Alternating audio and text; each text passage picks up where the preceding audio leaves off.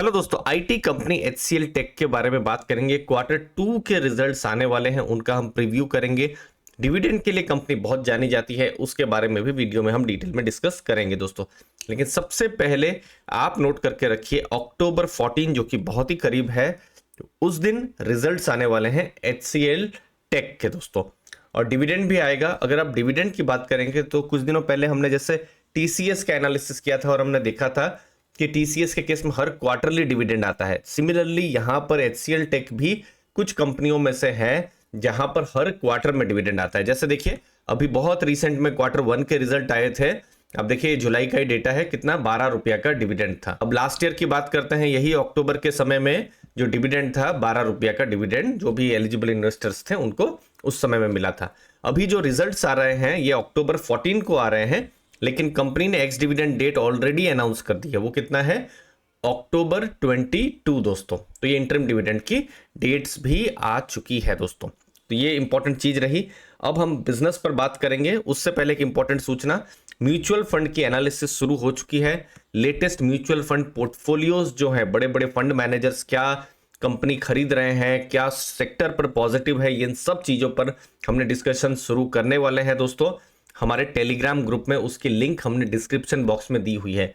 4600 के करीब की ये कम्युनिटी है जहां पर एनालिसिस होती है, बिजनेस लर्निंग होती है, पर्सनल फाइनेंस और बहुत सारे लर्निंग मटेरियल यहां पर हम रेगुलरली शेयर करते रहते हैं।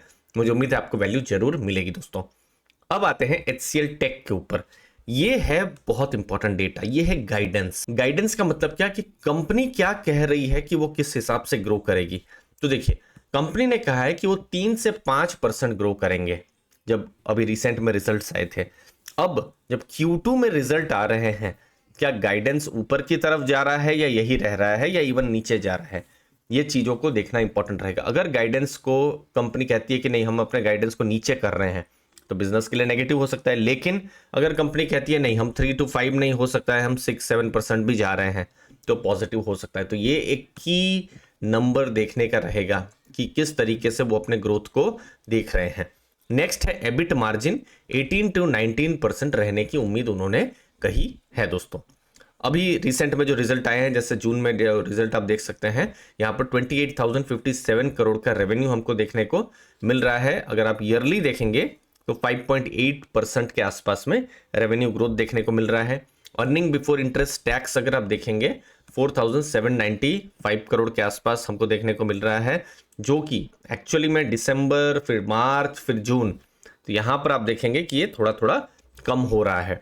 और मार्जिन में भी हमको इंपैक्ट पड़ रहा है। देखिए, जून के जो रिजल्ट आए हैं, क्वार्टर 1 का ही है, 17.1% का मार्जिन उन्होंने किया हुआ है।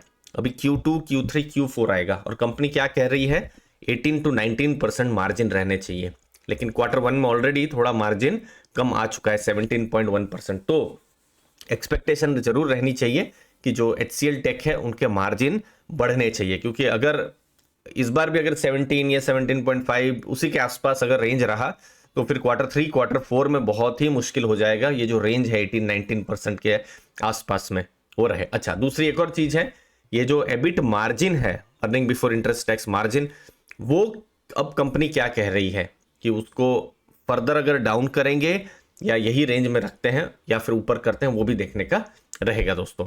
ठीक है, नेक्स्ट है इनकम या फिर जो प्रॉफिट के नंबर है। प्रॉफिट अच्छा हुआ है, अगर हम जून की बात करेंगे 4,257 करोड़ का हमको देखने को मिलेगा, जो कि एक अच्छा खासा जंप है जून 2023 के कंपैरिजन में। अब देखिए, एचसीएल टेक के बिजनेस को समझते हैं, और यहां पर ज्योग्राफी बहुत इंपॉर्टेंट है। देखिए, एचसीएल टेक भारत के बिजनेस पर बहुत डिपेंडेंट नहीं है। उनका 90% से ज्यादा बिजनेस आता है कौन सी 2 जगह से, अमेरिका और यूरोप। तो इन दोनों जगह में अगर कुछ इंपैक्ट आता है, जो कि हमको एक्चुअली में देखने को मिला है, स्लो डाउन है, रेट बहुत ऊपर थे, जिसके कारण से बिजनेस में इंपैक्ट हमको अगेन इन्फोसिस, टीसीएस या दूसरी आईटी कंपनी में भी देखने को मिला है, यहां भी देखने को मिला है दोस्तों। अब यहां पर क्या रिकवरी होती है, मैक्रो रिकवरी, वो इंपॉर्टेंट देखने का रहेगा। और स्पेशली कौन सा sector, financial services, manufacturing, life sciences and health care और टेक्नोलॉजी, क्योंकि मैक्सिमम रेवेन्यू वहां से आता है। लेकिन फाइनेंशियल से अगर आप देखेंगे, ये देखिए 21% रेवेन्यू वहां से आ रहा है, लेकिन ईयर ऑन ईयर थोड़ा सा डी ग्रोथ हुआ है।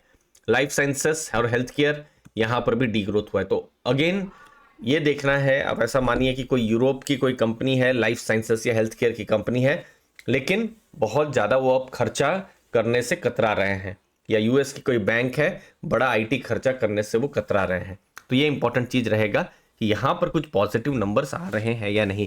नेक्स्ट नंबर बहुत ही इंपॉर्टेंट है, ये हमारे भारत के लिए इंपॉर्टेंट है, हमारे इंजीनियर्स यंग नौजवानों के लिए इंपॉर्टेंट है कि जॉब्स बढ़ रहे हैं या नहीं। लेकिन जॉब्स का अगर हम देखेंगे क्वार्टर ऑन क्वार्टर एक्चुअली में जॉब्स थोड़े कम हुए हैं। 2.27 लाख था मार्च एंड में, जून एंड में 2.19 लाख यहाँ पर हो गया, मतलब एडिशन नहीं हुआ है।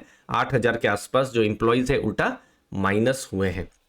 अब यहाँ पर क्या ट्रेंड रहता है वो देखने का रहेगा और हमको पता चलेगा Q2 के रिजल्ट में। तो लास्ट में बहुत सारी एक्सपेक्टेशन रहने वाली है HCL टेक के रिजल्ट के साथ।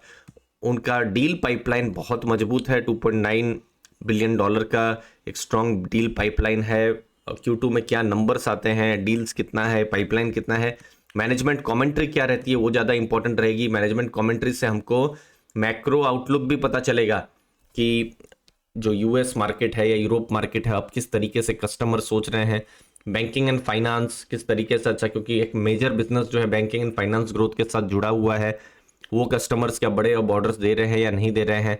तो नॉर्थ अमेरिका और यूरोप मार्केट किस तरीके से ग्रो कर रही है, मैनेजमेंट क्या कह रहा है, वो इंपॉर्टेंट देखने का रहेगा। और धीरे धीरे हिंट्स मिल रहे हैं कि लास्ट 1-1.5 साल पहले जो तकलीफ जैसा माहौल था, अब डिमांड इन्वायरमेंट थोड़ा अच्छा हो रहा है।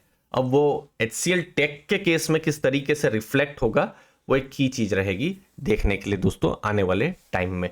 तो हम लोग वेट करेंगे अक्टूबर 14 का, जिस दिन रिजल्ट्स आएंगे। मुझे उम्मीद है इस वीडियो से आपको वैल्यू मिली होगी। आपके इस समय के लिए बहुत बहुत धन्यवाद। थैंक यू दोस्तों।